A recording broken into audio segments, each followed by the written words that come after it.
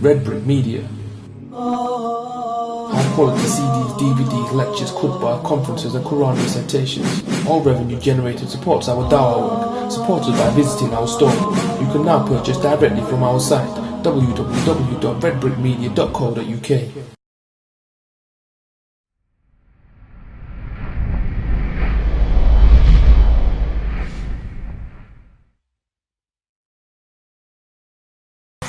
أن الحمد لله نحمده ونستعينه ونستغفره ونعوذ بالله من شرور أنفسنا ومن سيئات أعمالنا من يهده الله فلا مضل له ومن يضلل فلا هادي له وأشهد أن لا إله إلا الله وحده لا شريك له وأشهد أن محمدا عبده ورسوله صلوات الله والسلام عليه. أما بعد فإن خير الكلام كلام الله وخير الهدى هدى رسول الله صلى الله عليه وسلم وشر الأمور محدثاتها وكل محدثة بدعة وكل بدعة ضلالة وكل ضلالة في النار. In regards to the issue of the ilm al-ghayb, a lot can be said about it and it can be tackled and dealt with from many angles. About 2 months ago, I believe, I gave a khutbah about the ilm al-ghayb in Green Lane Masjid, and about a week or two after that khutbah, we gave a khutbah in Hardtop Road about ilm al-ghayb. And here we are today doing this talk about the ilm al-ghayb.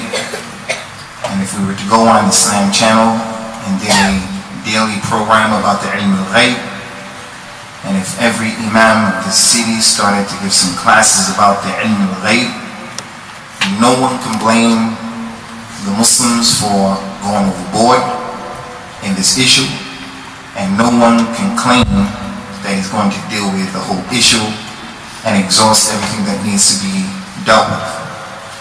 Especially now, at this time, where there is an assault on the aqidah of the Muslim as a result of many factors.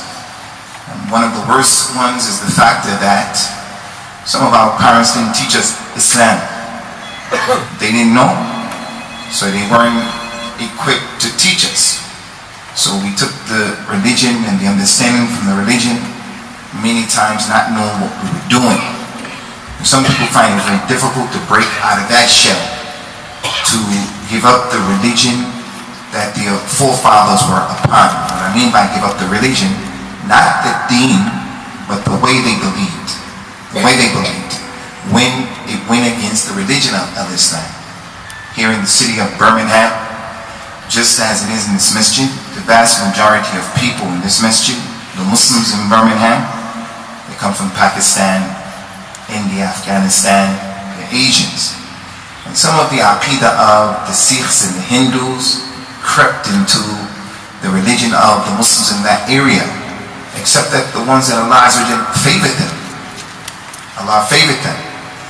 And don't sit there thinking that I'm putting you down, I'm putting your grandfather down, your mother, your father, I'm saying you are not Muslims. No, I'm not saying that. My people come from Africa. A lot of nonsense crept into the religion of the Africans. I just came from Africa recently and saw with my own eyes, I saw Muslims making sajda to a tree, slaughtering for a tree with my own eyes. I have it on my phone. I took it as a picture. So I'm sure the African brothers here know what I'm talking about, so they're not going to be sensitive and say, what is this guy talking about, putting our people down? That's reality. So the point here is, in our city of Birmingham, many of the messages understand the religion of Islam, and from it is the ilm al-ghayb. We have some problems. So the point here is we cannot exhaust this issue. This issue is from the most important issues in Islam. It is the origin of the religion, the asl din. It's the fundamental issue that the whole religion is built upon. Without it, a person is not a Muslim. If he doesn't have an iman, the ilm al-ghayb, and he can't have iman in something if he doesn't understand that issue. At least in a basic way. At least in a basic way. So when Jibril, salawatullahi wa salamu alayhi, who none of us saw, none of us met, he's from the ilm al-ghayb, and no one has any doubt about his presence. When he came to the Nabi sallallahu alayhi wa sallam, who none of us saw, none of us met, have to believe in him. It's ilm al-ghayb. We don't have any doubt about that. When Jibril came to the Nabi sallallahu alayhi wa sallam, he said to him, tell me, what is al-iman? What is faith? And what is it that constitutes a person being a mu'min, a possessor of al-iman?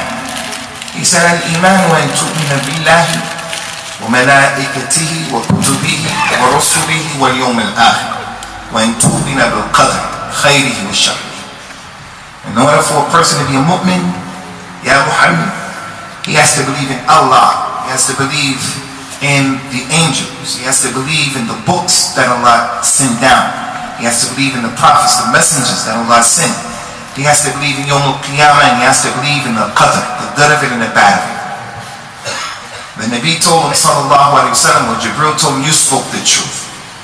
That is sanctioned by Allah from above the 7 heavens over his throne in a way that befits his majesty. So the point here is, each one of those 6 pillars of faith, every one of them is from the ilm al-ghayb. You can't touch it, you can't smell it, you can't hold it. It's from the ilm al-ghayb, from the usul of the religion. It is the asl of the religion of Islam. Without it, a person can't claim to be a Muslim. No doubt, in believing in Allah, there are many details. What he does, what he doesn't do, where he is, where he isn't. And believing in the malaika, there are many details. Their number, how they were created, what they do, what they don't do. And believing in all 6 of those arkan of al-iman, those pillars of faith, there are details. Allah didn't make us responsible, each individual here, to know every single aspect of every detail. But He did make it our responsibility and an obligation to learn as much as you possibly can learn, so that you will be in a position to worship Allah with knowledge, knowing what you're doing. Talabul ilmi faridatun ala kulli Muslim. Getting knowledge is an obligation upon every Muslim. That includes your mother, your father, your auntie, your grandmother, your grandfather who can't read and write. He can't read and write. And getting knowledge is an obligation upon him. Part of that obligation is going to be fulfilled when some of the younger people go to the elders or from their relatives, and in a gentle, nice, respectful, moderate way, change some of the concepts and ideas that people are having that go against the religion of Islam. If the person doesn't do that, and he knows, he's going to be partly responsible for the ignorance that is prevalent in our community and our families. So concerning this issue of the ilm al-ghayb, the ilm al-ghayb is from the sole information and possession of Allah Azza wa Jalla. No one shares with Allah Azza wa Jalla this knowledge of His ghayb. No one from His creation at all. Allah has characteristics. Some of those characteristics, He tells Bani Adam to bring on board these characteristics, like Ar-Rahmah. Allah is Ar-Rahman Ar-Rahim. And the human being was told to be merciful. For an example, the Nabi told the people sallallahu alayhi wa sallam, Irham man fil ard, yarhamak man fil sama. Have rahmah on the people on the earth, and the one who is over the 7 heavens, over the heavens, he'll have rahmah on you. So we've been commanded, encouraged. Getting knowledge is an obligation upon every Muslim. Allah is an alim, is knowledgeable. So Allah has characteristics, and human beings are commanded, encouraged to share in those characteristics, that some of them that Allah Azza wa Jalla has, like al-hilm, rahmah, and lutf, being gentle, being easy. They're meaning. But the way that Allah has those characteristics is complete and perfect. And then there are characteristics of Allah that only He has, and no one can share with Him in those characteristics. From them, al-kibr. From the names of Allah as He is al-mutakabbir. He is the one who is arrogant. Allah Ta'ala, He is al-khaliq. No one can be the khaliq. He is the ilah, the God, the one who is worshipped. No one can be like that. No one. And if a person tries to compete with Allah in these things, there's a serious, grievous punishment. So the Nabi told the people, no one should say, you're the King of Kings. No one should say that. You're the King of Kings. Because Yawm al-Qiyamah, Allah Ta'ala is going to come and He's going to say, we're the kings today. The creation and dominion is in my hands. So when you take on that name, you compete with Allah Azza wa Jalla. Also similar to it is al-Kibriyah. The Nabi said that Allah Subhanahu wa Ta'ala's cloak is kibr. Anyone who competes with Him, He's going to punish him. The point of all of that, Khwani, is from the characteristics of Allah Azza wa Jalla that are exclusively for Him is this issue of ilm al-ghayb. No one knows knowledge of the unseen except Allah Azza wa Jalla. And yet, if you were to allow the Muslims of Birmingham to tell you, the vast majority of the masajid, they would tell you other people have knowledge of the ilm al-ghayb. For an example, the people of the Tasawwuf, they are of the opinion that the Aqtab, they're the people who Sufis believe have reached a level where they become one with Allah. They're holding up the universe. They are sitting on the axis of the universe. They believe that they know the ilm al-ghayb along with Allah. Some people believe, obviously, and this is extremely prevalent in our city, that Rasulullah sallallahu alayhi wa sallam knew the ilm al-ghayb. He's Hazir Nazir. Hazir Nazir. He's with us right now. He's in Mogadishu. He's in Japan, Peking, New York City, Mecca and Medina. So therefore he knows everything. He knows what I left in my house when I came here and so forth. So some people believe that. If you were to try to convince them with the many ayat ad-damira, too many ayat of the Quran that negate anyone having any knowledge of the ghaib except Allah Ta'ala, if you were to share that with the Muslims, they will begin to hurl abuses at you and claim that you don't love Rasulullah sallallahu alayhi wa sallam, and some of them will even say that you're a disbeliever. Some people say that because they're just enemies to the da'wah of the sunnah. They just don't like al-ikhlas, purity of religion. They don't like tawheed. Some people just have a natural opposition to tawheed. As Allah mentioned, those people in the Quran, وَإِذَا ذُكِرَ اللَّهُ وَحْدَهُ اشْمَأَزَّتْ قُلُوبُ الَّذِينَ لَا يُؤْمِنُونَ بِالْآخِرَةِ. If Allah is mentioned by Himself, the hearts of those people who don't believe in the hereafter, they become enraged. Some people are like that. You tell them, say La ilaha illallah, he gets upset. The ayat went on to say, and if someone was mentioned along with Allah, إِلَهُمْ يَسْتَبْشِرُونَ, they become happy, because shirk is inside of the equation. So some people, they're going to reject that explanation and that call. No one knows the ilm al-ghayb except Allah Azza wa Jalla, because they hate tawheed, ikhlas. And some people reject it simply because they don't know. They have what's known in Islam as shubahat. There are clearly indications that the Nabi sallallahu alaihi wasallam spoke about the ilm al-ghayb. Clearly. He sat with his companions, radiyallahu anhum, the way you sit when you make a tashahhud, at-tahiyyatu lillah, on your knees. They were sitting the way you're sitting, facing him. And he was on his knees, sitting like in tashahhud, the jalsa, al-istirah. He extended himself on his knees, and he went higher than them, and he started looking over their heads. He told them, sallallahu alayhi wa sallam, inni ara al-fitan taqa ala buyutikum kama yasbutu al-matar. He said, I'm looking at the fitan, trials and tribulations. They are falling on your homes the same way that the rain falls down on the roofs of your homes. When the people looked, they didn't see any fitting. They didn't see, what is he talking about? He was talking about the future, what was going to happen to the Muslims. That in a Muslim home, you'll find that one over there, he wants to be gay. That one over there, he wants to leave his religion. That one over there, sell drugs. That one is shooting heroin. Just drama. And then he saw those things. He saw Iraq, Afghanistan, Palestine, Kashmir. He saw all of this ikhtilaf between the Muslims. How it was very difficult for them to come in a place like this and tolerate each other. They're going to be people with different ideas. He saw all of that. Isn't that some knowledge of the ghaib? So some of our Muslim brothers and sisters, our relatives, they believe that he had knowledge of the ghaib because of issues like that. He told them things that were going to happen.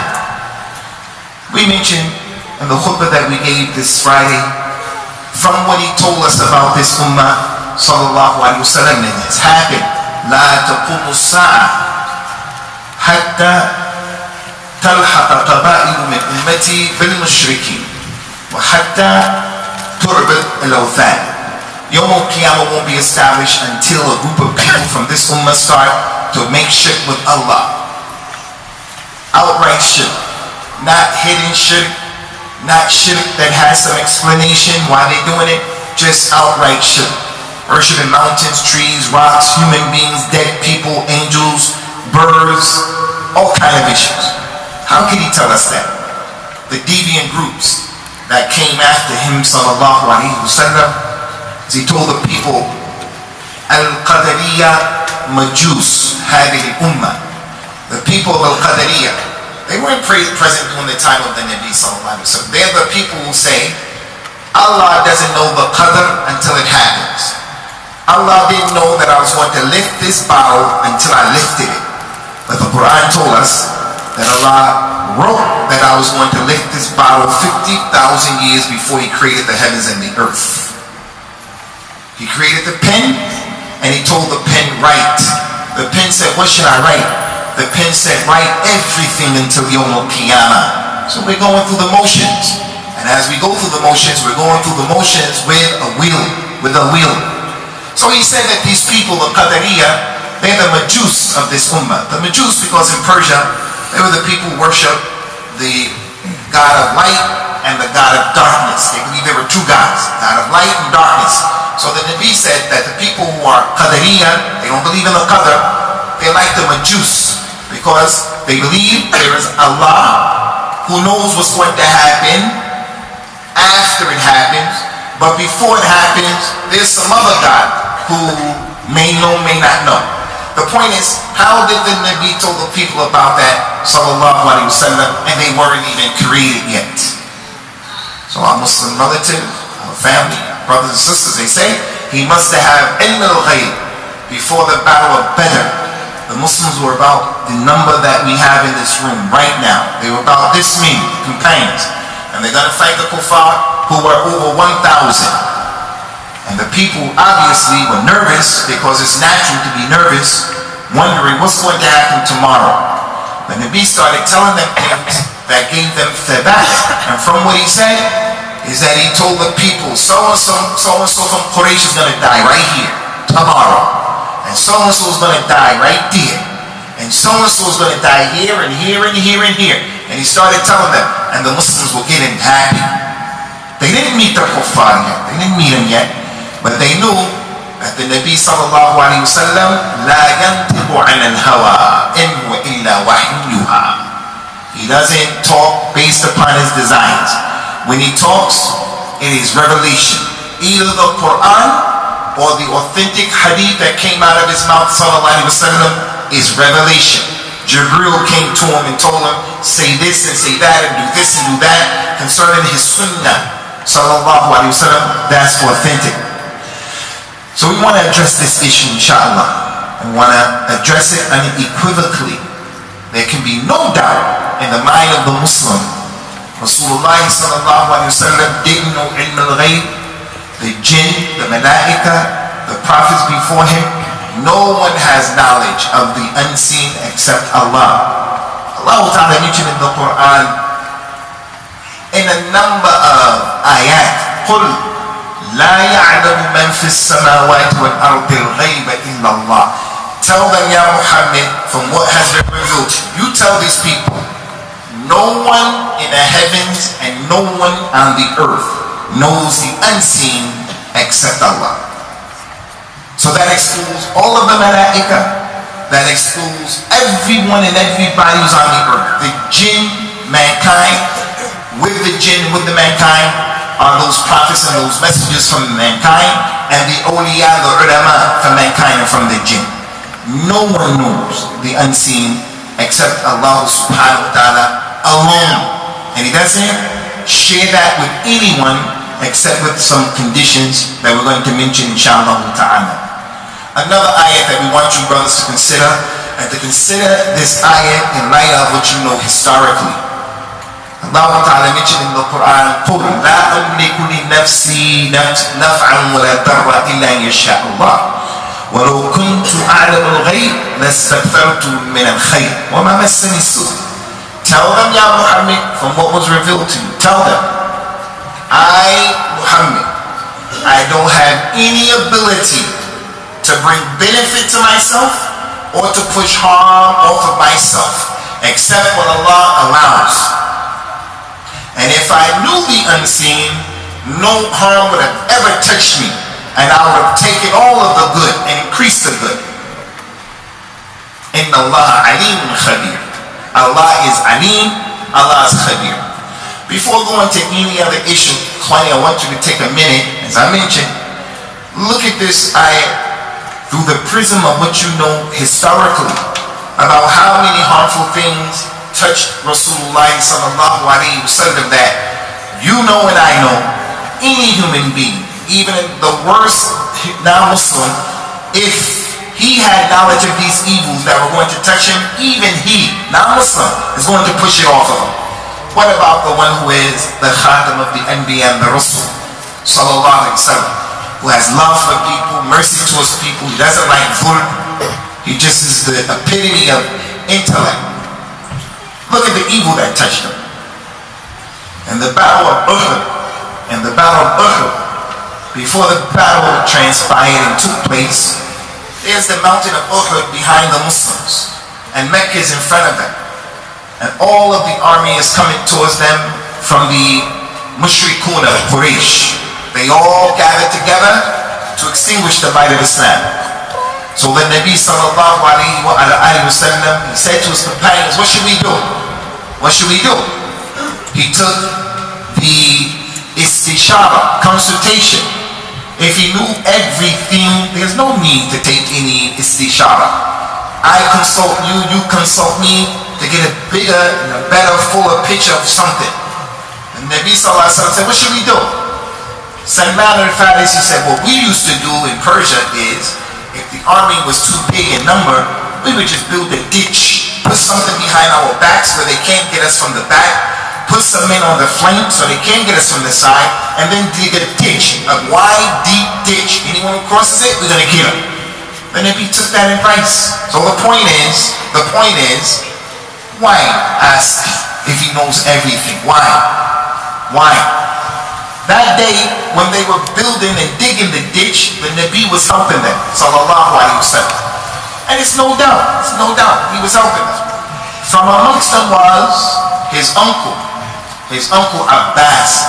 From them was Hamza, his uncle. From them was Mus'ab ibn Umayr.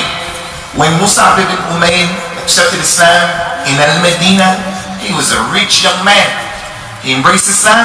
Rasulullah sent him to Al-Medina by himself. Go give dawah to the people of Medina. He went and he started teaching them Al-Islam. He was the scholar of those people.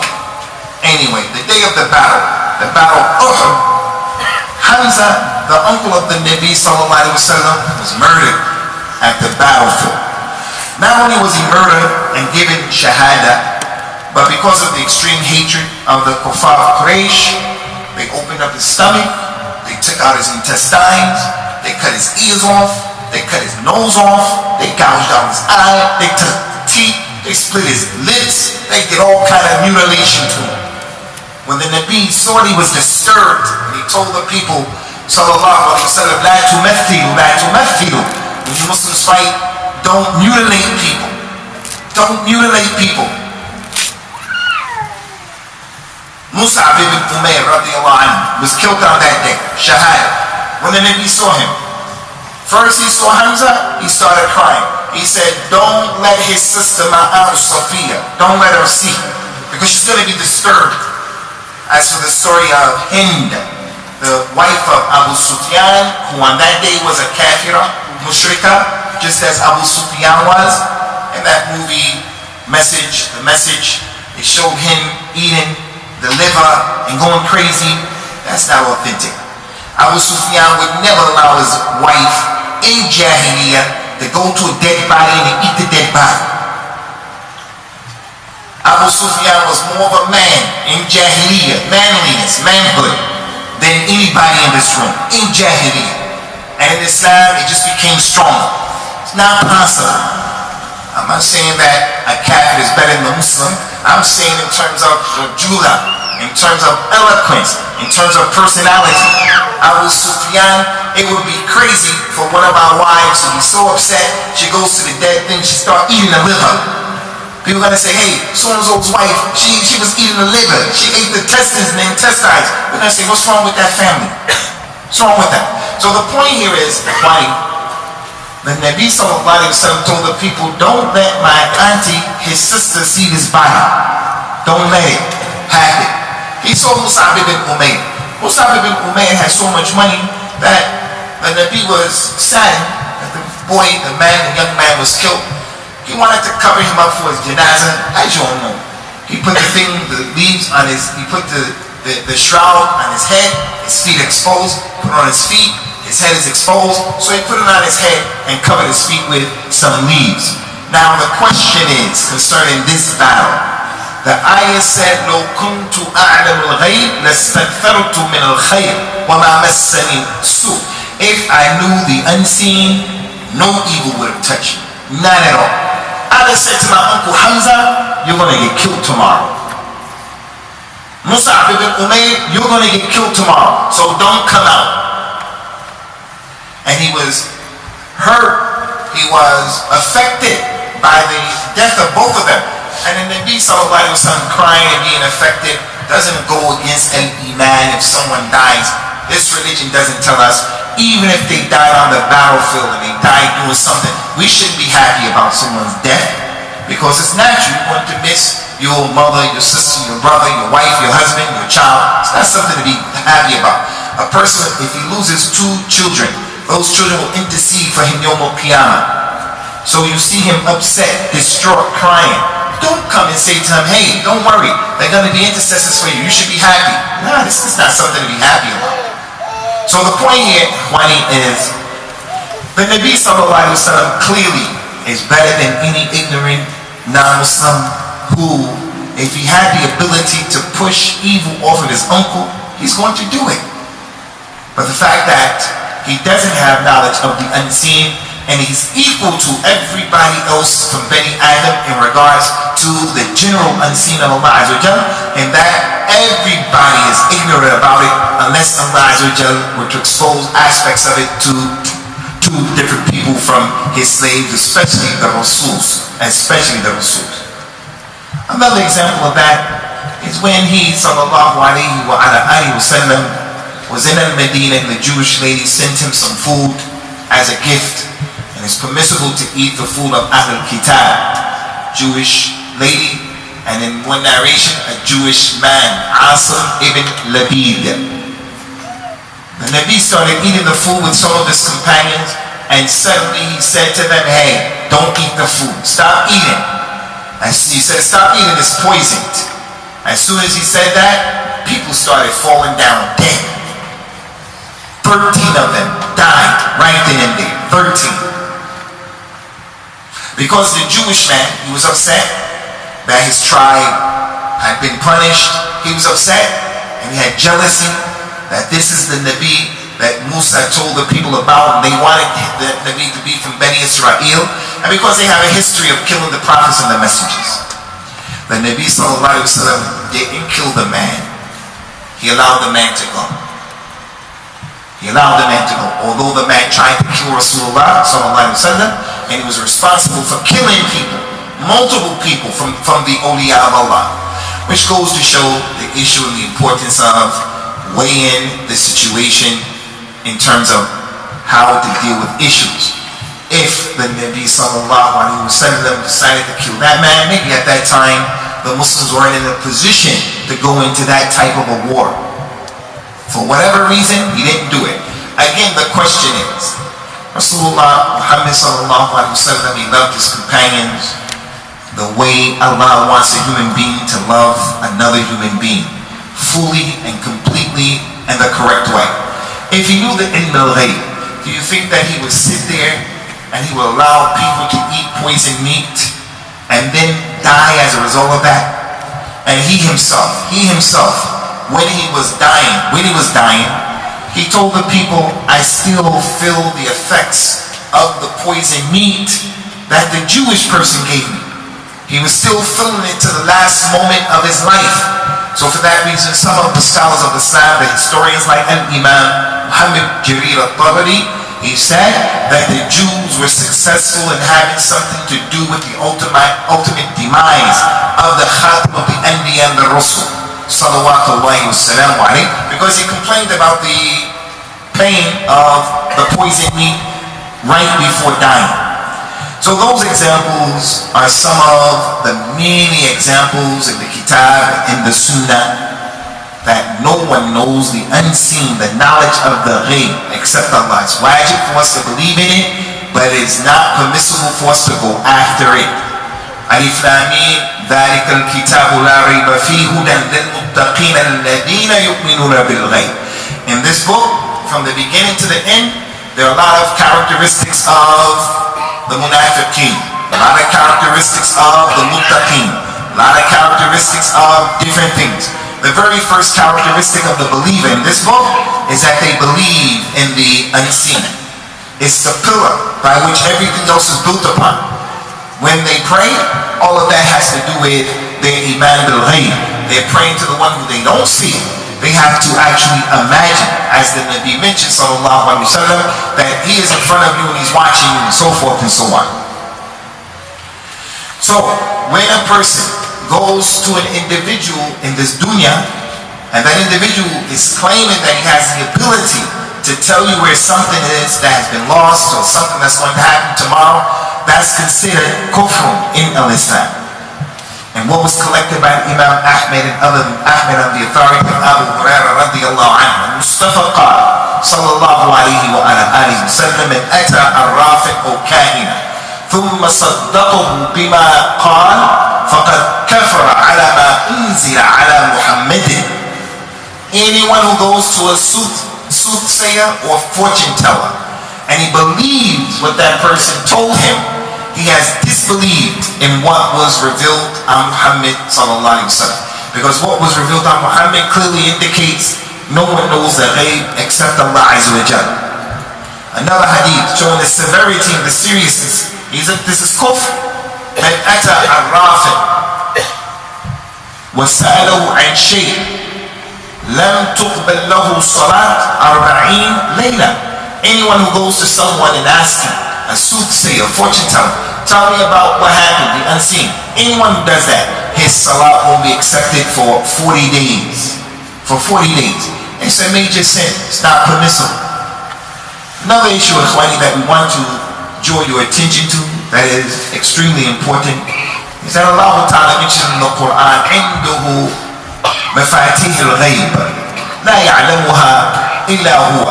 Allah has the keys of the unseen, and no one knows those keys except Allah. If someone were to ask the Muslim, what are the keys of the unseen? This is a piece of knowledge that every Muslim, or most of us, should have some knowledge about it. How many pillars are there in al-Islam?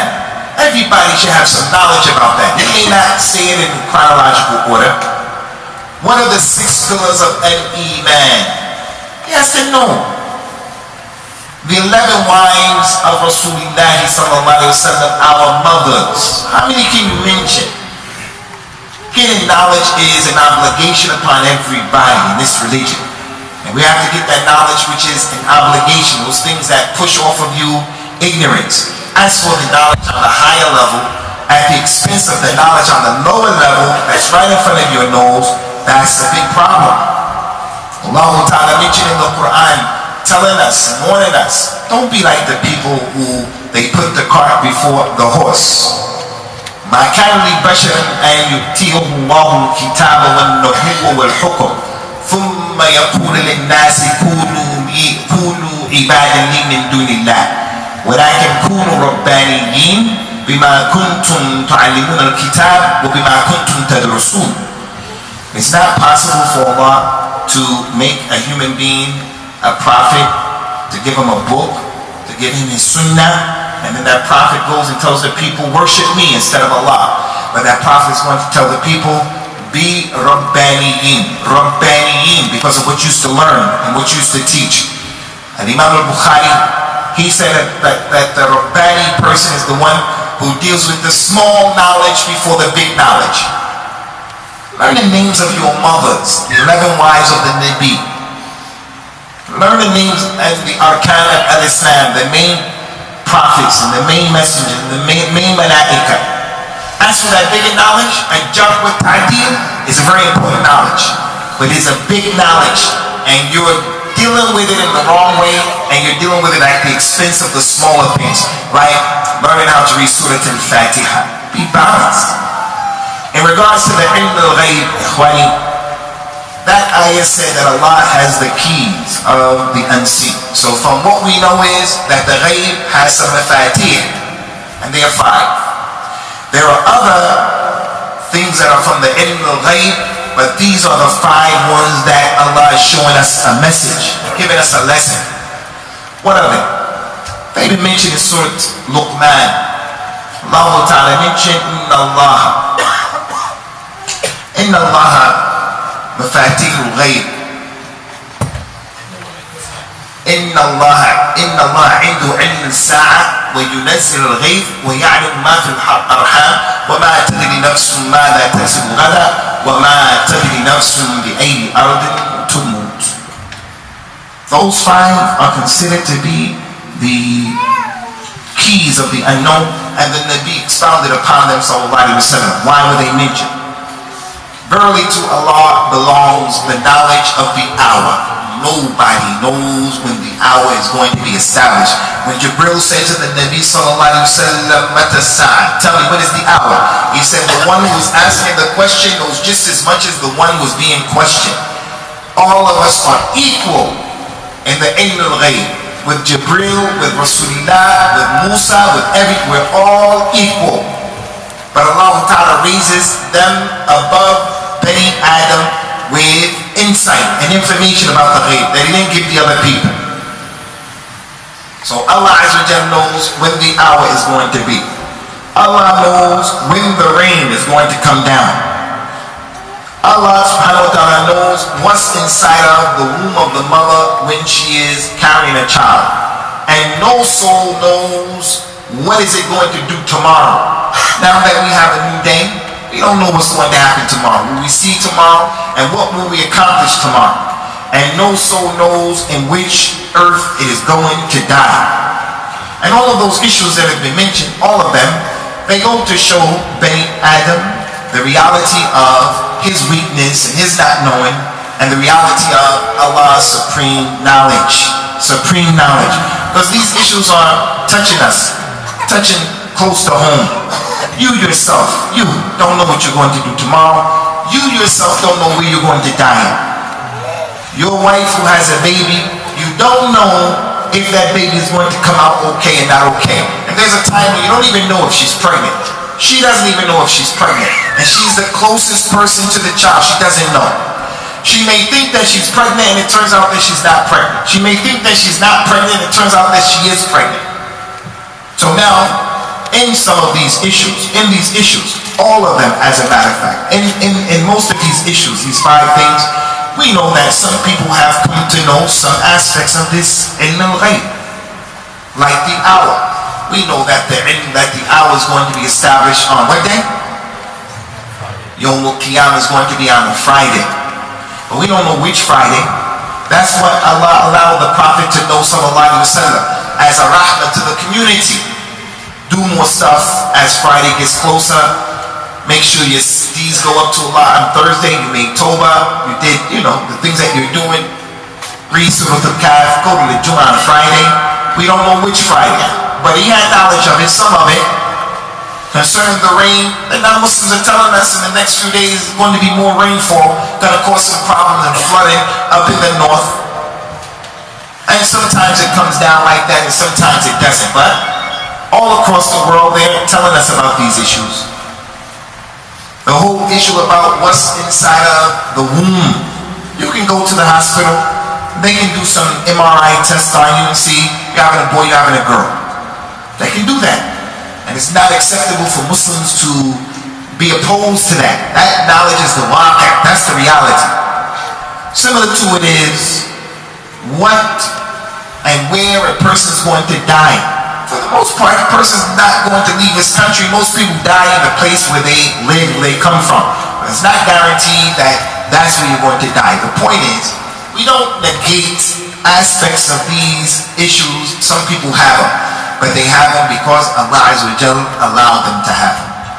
He didn't give them the complete knowledge of the whole thing, but He allowed them to have it because it's a rahmah from Allah Azza wa Jalla, so that people can get ready and they can make different moves. And also, it's a test from Allah Azza wa Jalla, showing people you don't have to necessarily understand or be able to comprehend the thing in its totality in order to believe in it. And we establish that by simply saying it and pointing to the Quran and the Sunnah. That seeing is not necessarily believing. We're not going to do magic to prove that point. We're just going to say it. Seeing is not necessarily believing. There are many things that are going on. The vast majority of what's being required of us as Muslims, it is predicated upon having the ilm al-ghayb. And that's what Allah Ta'ala mentioned in the Quran. Alimul Ghayb. He is the one who knows the unseen. وَلَا يُظْهِرُ غَيْبَهُ عَلَىٰ أَحَدٍ. He doesn't allow anyone to see anything about his ghayb. إِلَّا لِمَنْ ارْتَضَىٰ مِنْ رَسُولٍ. Except a messenger from his messengers, he may give him knowledge of the unseen. Allah may give that Rasul from his Anbiya, from his Rasul, the ability to see certain things, but even them collectively and combined, they don't know the ilm al-ghayb. As for Bani Adam, Allah allowed the human beings to see some of these issues that were mentioned, but again, it's not total complete knowledge of the unseen. The one who's having a child, when they tell you having a son, sometimes it comes out as a girl, and vice versa. They may see the child a boy or a girl, but they don't know if the child is going to come out and live. So there's no contradiction. They know something about that child. Yeah, the lady is pregnant and there's a boy. They're not always right when they say that. But is the child going to come out and live? And how many times did the child come out opposite of what they said and having problems that they didn't even know about? Because they didn't know. Allah Ta'ala knew what was in the womb of that child, and Allah Azza wa Jalla knew every single thing about that child. So part of ikhwani, a person being a mu'min, not just a Muslim, part of him being a mu'min is that it is an absolute obligation to believe in the ghayb, but to believe in the ghayb the way the Nabi sallallahu alaihi wasallam brought belief in it, the way the Quran is telling us to believe in it. And from what we've been commanded to know and to believe is, no one has knowledge of the ghayb except Allah Azza wa Jalla. The more you know about it, inshallah, the more you're better, the better you are off in terms of making preparations of Yawm al-Qiyamah and worshiping Allah Azza wa Jalla in a way that He legislated and He found acceptable. So with our relatives who are on this way, that's the other thing. We say to them, yes, the Nabi has some knowledge of some issues, but it was only because Allah allowed him to have knowledge of some of the issues.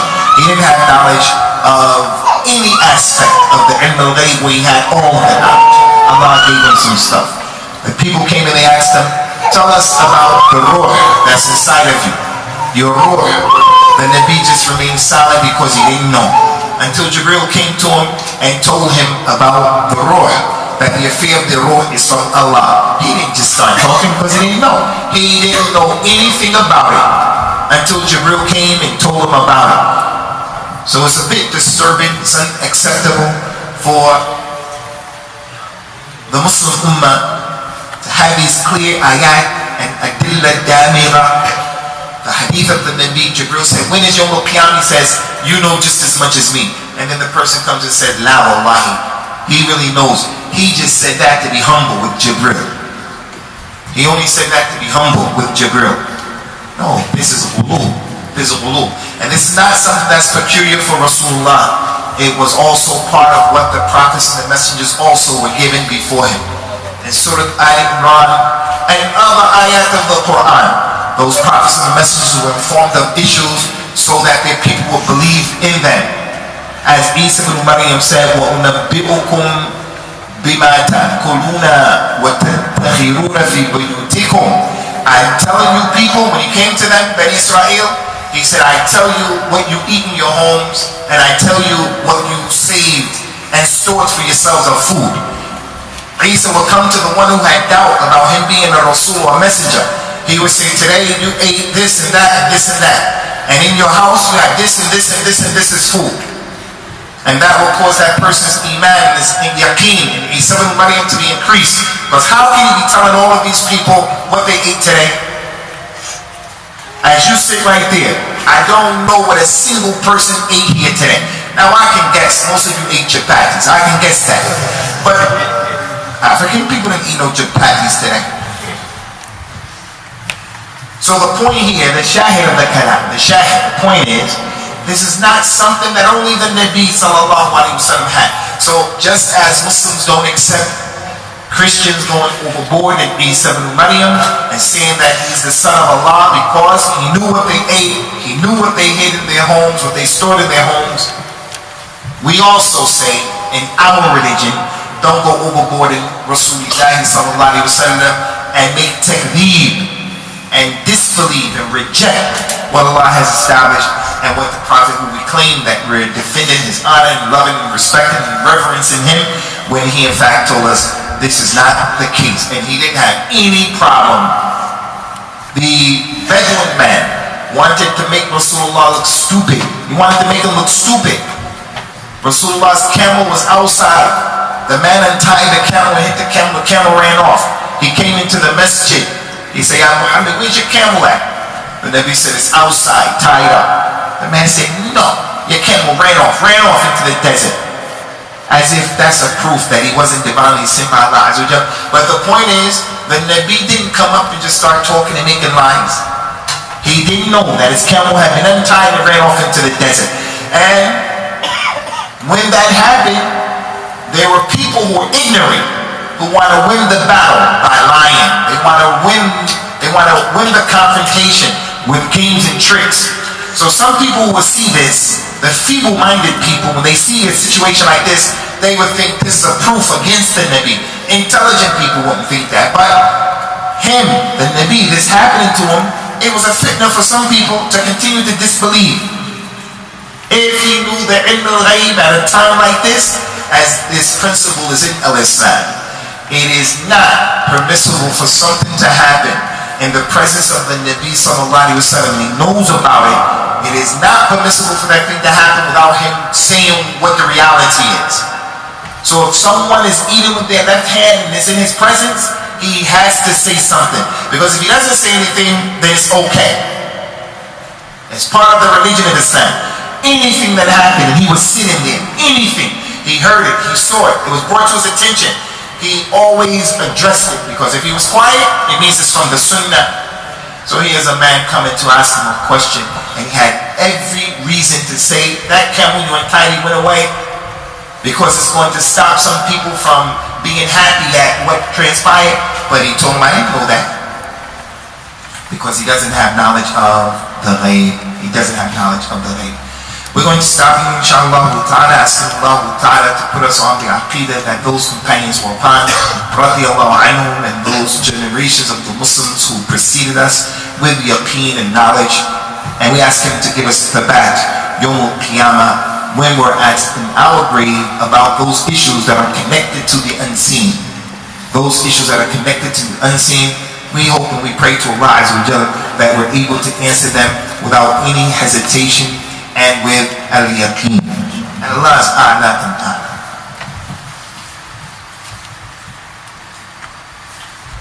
Jazakallah khair, Abu Usamah. May Allah reward you for that presentation. We've got, say, about half an hour for questions and answers. If any brothers or sisters have got questions and answers, you can write them on a piece of paper or something and put them forward, and we'll take the written ones first, and then afterwards, if there's any questions and answers remaining, then you can ask. A couple of questions here. I think they're from the sisters upstairs. The first question is, as the Prophet ﷺ still felt the effects of the magic stroke poison when he was passing away, does that mean that one can never fully revere from the effects of magic?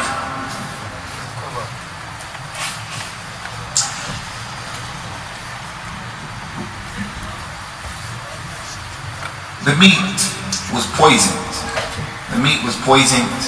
This man, Asim ibn Nabi, put magic on the Nabi sallallahu alayhi wa sallam. He put magic on the Nabi. But in this case, the meat was poisoned. There was no sihr in the meat. Concerning the magic that was put on him, he was totally, absolutely given shifa from that. And a person can get complete shifa from magic. So it doesn't mean that if a person gets magic that you can't get it all off of him. You can get all off, you'll be given it 90 times. Another question, I assume it's from a sister, inshallah. Seeing the Prophet ﷺ in your dream, he ﷺ was saying this life is temporary. Sharing this dream, saying that you have seen the Prophet in your dream, is this correct?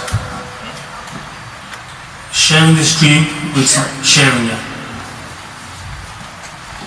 No doubt, to be able to see al-Mustafa sallallahu alayhi wa sallam in one's dream is a ni'mah from Allah Azza wa Jalla. It's a ni'mah. Most people don't see Rasulullah in their dreams. So to be able to see him, because you're not in control of the situation, so the dream comes from Allah, Allah favored you, so no doubt it's a good thing. He says sallallahu alayhi wa sallam, ra'ani fi al-manam faqad ra'ani fa inna ash-shaytan la yatamathalu bi.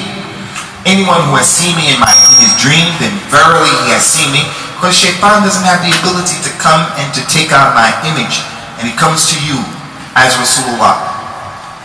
So anyone who sees the Nabi sallallahu alayhi wa sallam, it's a ni'mah from Allah Azza wa Jalla. But you have to have some idea about what he looked like. You have to have some idea about what he looked like, and the person, the image that comes to you in your dream, it can't be against what he was described as being. Like Al-Imam At-Tirmidhi wrote that nice book, Al-Shama'il Al-Muhammadiyya. Those things, everything you need to know about the Nabi sallallahu alayhi wa sallam, how he walked, how he dressed, how he slept, how he ate, how he looked, all of those issues. And he brought the chapter of what the companions said about it. So if this were to happen, that's a good dream that you should share that information with the people who you love, as the Nabi prohibited us from sharing positive dreams with people who you don't love. Share with the people who you love. That is permissible. A question from a brother. It's in 3 parts. The first part is, what is a hadith in regards to the area of Khurasan? Khurasan. What is the what? What is a hadith? What is a hadith in regards to the area of Khurasan? Is it true that an army will rise from there? And the third part of the question, is it also true that Dajjal will also rise from there? There will be a a large number of Jews who will have hoods on their heads, and they are from this area of Khorasan, which is in Iran right now. They will follow the Dajjal. They will be a part of his army, fighting on his behalf and fighting the people of Tawheed, spreading mischief, rancor, animosity, fitna and fasad in the land. That hadith is authentic, and also Khorasan is one of the bedrocks, one of the main places that are non-Arabs who excelled academically, scholastically. They came from that area. So it is present-day Iran, and that hadith is authentic. Any more questions? Yes, Abu Usamah, assalamu alaikum. Yes, let me ask you about if you mix up the two hadiths of attempting to poison Rasulullah by the Jews.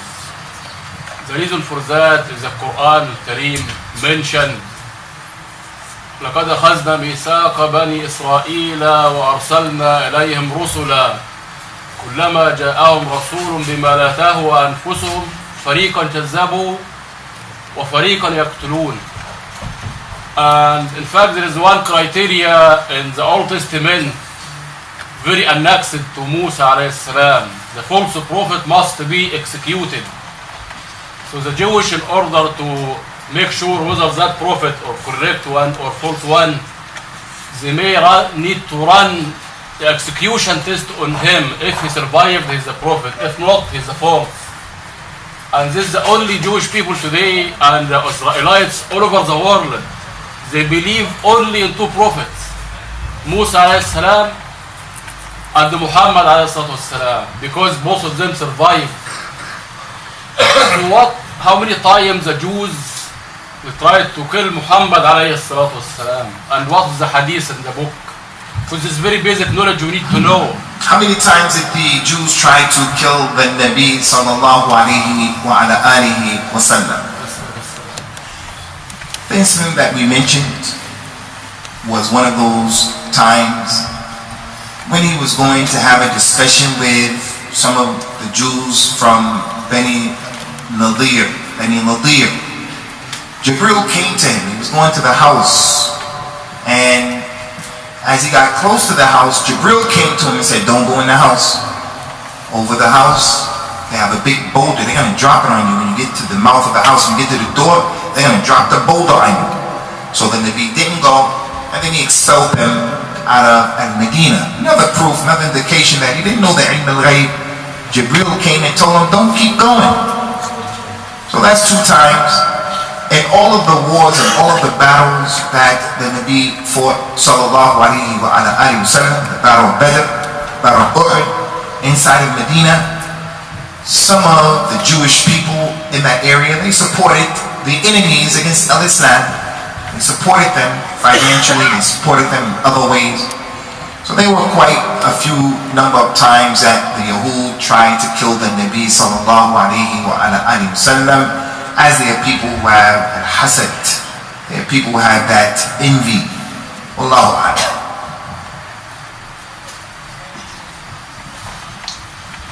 A question from a brother: can we eat from companies that are owned by Jews and Christians, companies like McDonald's or KFC, as these are owned by them, but these people are not strict Christians or Jews? There's ikhtilaf between the scholars of the Sunnah concerning these issues. Some said no, and some said yes. I'm of the opinion of those scholars who say yes, you can eat at McDonald's and Big John's and Wendy's and KFC. Some people, they become very upset. I mean, they don't pray. They go to the club on the weekend. They come out of the club on Broad Street, no jacket on. They go into the next door place where the fried food is, fast food. He's sweating. A Muslim girl is sweating. No jacket, is cold. And they say, "Is the meat halal? Is the meat halal?" Some people are real tough on that issue. So as a scholastic issue, it's an issue of ikhtilaf. Allah Ta'ala mentioned in the Quran, وَتَعَامُ الَّذِينَ أُوتُوا الْكِتَابَ حِلٌّ لَكُمْ وَتَعَامُكُمْ حِلٌّ لَهُمْ. The food of the people of the book is permissible for you, and your food is permissible for them. Some scholars say no, you have to say Bismillah over that food. So it's an issue of ikhtilaf. As for these stores here, it's not as this person said, that the Mickey D's and KFC and Wendy's and all of these places, Big John's, is owned by Jews. Sometimes behind there, Sikhs, Hindus. Sometimes the person who owns the store is Chinese people. But scholars of fiqh in issues like this, since this is the land of Ahlul Kitab,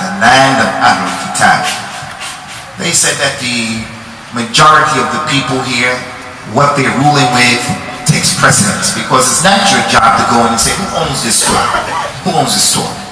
The queen of this country, when she wants to make someone a knight, she has the Bible there and she hits him in the head or touches him on the shoulder with a stick. They want to swear in the prime minister, they swear him based upon the Bible and so forth and so on. So it's a scholastic issue. It's a scholastic issue. For your information, Sheikh Ibn Uthaymeen was of that opinion that I mentioned. And if you go on to Google, what he had to say has been translated. It is succinct, and inshallah you'll get an appreciation that some scholars took that position. So if you see a brother eating at Mickey D's or KFC and that's his opinion, don't get upset.